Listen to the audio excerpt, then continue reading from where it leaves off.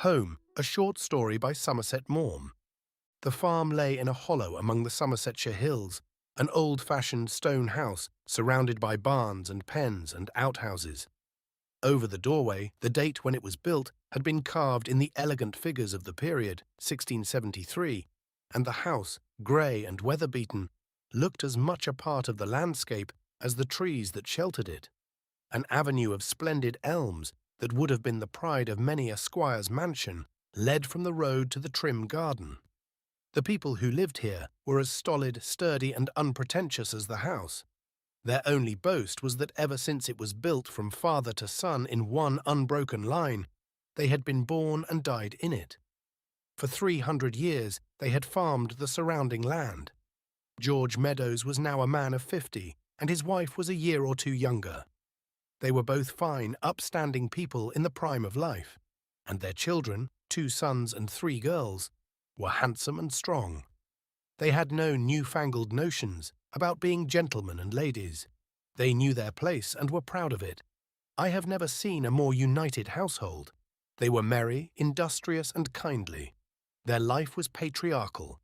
It had a completeness that gave it a beauty as definite as that of a symphony by Beethoven or a picture by Titian. They were happy, and they deserved their happiness. But the master of the house was not George Meadows, not by a long chalk, they said in the village. It was his mother. She was twice the man her son was, they said. She was a woman of 70, tall, upright, and dignified, with grey hair, and though her face was much wrinkled, her eyes were bright and shrewd. Her word was law in the house and on the farm, but she had humour, and if her rule was despotic, it was also kindly. People laughed at her jokes and repeated them. She was a good businesswoman, and you had to get up very early in the morning to best her in a bargain. She was a character. She combined in a rare degree goodwill with an alert sense of the ridiculous. One day Mrs. George stopped me on my way home. She was all in a flutter. Her mother-in-law was the only Mrs. Meadows we knew. George's wife was only known as Mrs. George. "Whoever do you think is coming here today?" she asked me. "Uncle George Meadows. You know, him as was in China." "Why, I thought he was dead." We all thought he was dead.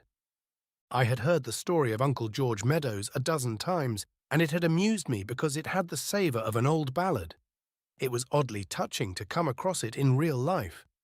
For Uncle George Meadows and Tom, his younger brother, had both courted Mrs. Meadows when she was Emily Green, 50 years and more ago, and when she married Tom, George had gone away to sea. They heard of him on the China coast. For 20 years now and then he sent them presents. Then there was no more news of him. When Tom Meadows died, his widow wrote and told him, but received no answer, and at last they came to the conclusion that he must be dead. But 2 or 3 days ago, to their astonishment, they had received a letter from the matron of the sailors' home at Portsmouth.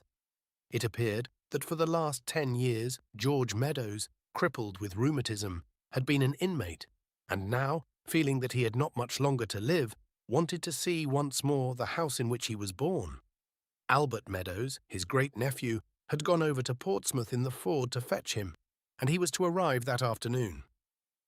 "Just fancy," said Mrs. George, "he's not been here for more than 50 years. He's never even seen my George, who's 51 next birthday." "And what does Mrs. Meadows think of it?" I asked. "Well, you know what she is. She sits there and smiles to herself. All she says is, 'He was a good-looking young fellow when he left, but not so steady as his brother.' That's why she chose my George's father. But he's probably quietened down by now," she says. Mrs. George asked me to look in and see him. With the simplicity of a country woman who had never been further from her home than London, she thought that because we had both been in China, we must have something in common. Of course, I accepted. I found the whole family assembled when I arrived. They were sitting in the great old kitchen. With its stone floor, Mrs. Meadows in her usual chair by the fire, very upright, and I was amused to see that she had put on her best silk dress, while her son and his wife sat at the table with their children.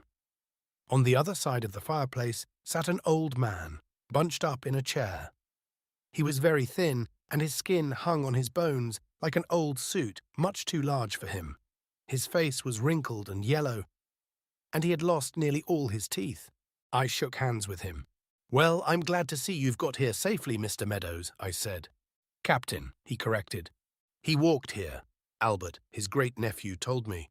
"When he got to the gate, he made me stop the car and said he wanted to walk. And mind you, I've not been out of my bed for 2 years. They carried me down and put me in the car. I thought I'd never walk again. But when I see them elm trees, I remember my father set a lot of store by them elm trees. I felt I could walk. I walked down that drive 52 years ago when I went away, and now I've walked back again." "Silly, I call it," said Mrs. Meadows. "It's done me good. I feel better and stronger than I have for 10 years. I'll see you out yet, Emily." "Don't you be too sure," she answered. I suppose no one had called Mrs. Meadows by her first name for a generation. It gave me a little shock, as though the old man were taking a liberty with her. She looked at him with a shrewd smile in her eyes, and he, talking to her, grinned with his toothless gums.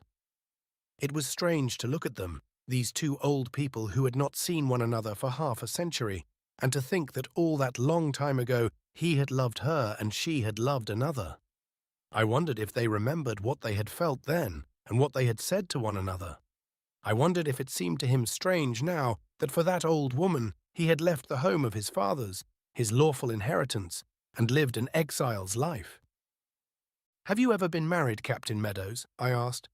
"Not me," he said in his quavering voice, with a grin. "I know too much about women for that." "That's what you say," retorted Mrs. Meadows. "If the truth was known, I shouldn't be surprised to hear as how you'd had half a dozen black wives in your day." "They're not black in China, Emily. You ought to know better than that. They're yellow." "Perhaps that's why you've got so yellow yourself. When I saw you, I said to myself, 'Why, he's got jaundice.' I said I'd never marry anyone but you, Emily, and I never have." He said this not with pathos or resentment, but as a mere statement of fact. As a man might say, "I said I'd walk 20 miles, and I've done it." There was a trace of satisfaction in the speech. "Well, you might have regretted it if you had," she answered. "I talked a little with the old man about China. There's not a port in China that I don't know better than you know your coat pocket. Where a ship can go, I've been. I could keep you sitting here all day long for 6 months and not tell you half the things I've seen in my day." "Well, one thing you've not done, George, as far as I can see," said Mrs. Meadows, the mocking but not unkindly smile still in her eyes, "and that's to make a fortune." "I'm not one to save money, make it and spend it, that's my motto. But one thing I can say for myself, if I had the chance of going through my life again, I'd take it. And there's not many as'll say that." "No, indeed," I said. I looked at him with admiration and respect. He was a toothless, crippled, penniless old man, but he had made a success of life, for he had enjoyed it. When I left him, he asked me to come and see him again next day. If I was interested in China, he would tell me all the stories I wanted to hear. Next morning, I thought I would go and ask if the old man would like to see me. I strolled down the magnificent avenue of elm trees, and when I came to the garden, saw Mrs. Meadows picking flowers. I bade her good morning, and she raised herself. She had a huge armful of white flowers. I glanced at the house, and I saw that the blinds were drawn. I was surprised, for Mrs. Meadows liked the sunshine. "Time enough to live in the dark when you're buried," she always said. "How's Captain Meadows?" I asked her. "He always was a harum-scarum fellow," she answered. "When Lizzie took him a cup of tea this morning, she found he was dead." "Dead?" "Yes, died in his sleep. I was just picking these flowers to put in the room." "Well, I'm glad he died in that old house. It always means a lot to them Meadows to do that." They had had a good deal of difficulty in persuading him to go to bed. He had talked to them of all the things that had happened to him in his long life. He was happy to be back in his old home. He was proud that he had walked up the drive without assistance, and he boasted that he would live for another 20 years. But fate had been kind. Death had written the full stop in the right place. Mrs. Meadows smelt the white flowers that she held in her arms. "Well, I'm glad he came back," she said. "After I married Tom Meadows, and George went away, the fact is, I was never quite sure that I'd married the right one.